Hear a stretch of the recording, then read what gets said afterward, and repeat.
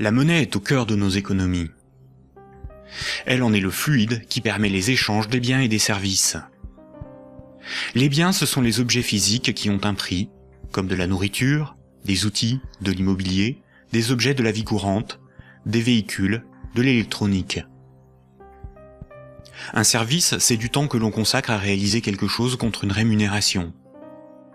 Les architectes, les médecins, les garagistes, les peintres, les avocats, les comptables vendent de leur temps, sous la forme de services. Les biens et les services sont achetés avec de la monnaie. Savoir qui crée la monnaie est donc indispensable pour comprendre comment le monde fonctionne.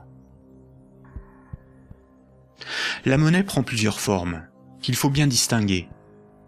Sans la connaissance des diverses formes de monnaie et les mécanismes qu'elles impliquent, il est impossible de comprendre le système monétaire et bancaire, et plus globalement l'économie. Il y a la monnaie sous la forme de billets et de pièces de monnaie. On l'appelle la monnaie centrale corporelle. C'est celle que vous pouvez retirer au guichet ou au distributeur automatique de billets de votre banque. On peut la toucher, on peut partir avec, on peut physiquement la détruire. On l'appelle aussi monnaie manuelle, liquide ou espèce. Elle est fabriquée par la Banque centrale. En dehors de la Banque centrale, personne n'a le droit de fabriquer des billets et des pièces de monnaie. La Banque centrale est une institution missionnée par l'État, ou les États d'une zone monétaire, pour fabriquer les billets et les pièces de monnaie. Elle a aussi pour mission de favoriser le bon fonctionnement de l'économie. Son but n'est pas de faire des profits, mais d'appliquer la politique monétaire. En France, comme pour l'ensemble des pays de la zone euro, la Banque centrale est la BCE, ou Banque centrale européenne. La BCE gère une monnaie nommée euro.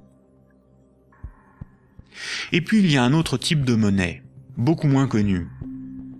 C'est la monnaie qui est sur votre compte en banque, appelée monnaie scripturale. Cette monnaie n'existe que sous la forme de chiffres dans les systèmes informatiques de comptabilité des banques commerciales privées. On l'appelle aussi monnaie secondaire. Les banques commerciales privées, appelées aussi banques de second rang ou banques secondaires, sont les banques des particuliers et des entreprises, comme la BNP, le Crédit Agricole ou la Société Générale. Ce sont des entreprises privées dont le but est le profit. Les banques commerciales privées sont les distributeurs des billets et pièces de monnaie. Ce sont des intermédiaires, des commerçants, qui font le commerce de la monnaie centrale.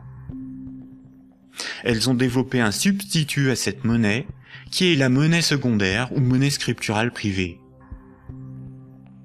Elles réalisent la gestion des moyens de paiement tels que les chèques, les cartes bancaires, les virements et les prélèvements. Pour comprendre l'origine des différentes formes de monnaie, il faut comprendre pourquoi la monnaie a été créée et parcourir son histoire de l'Antiquité à nos jours.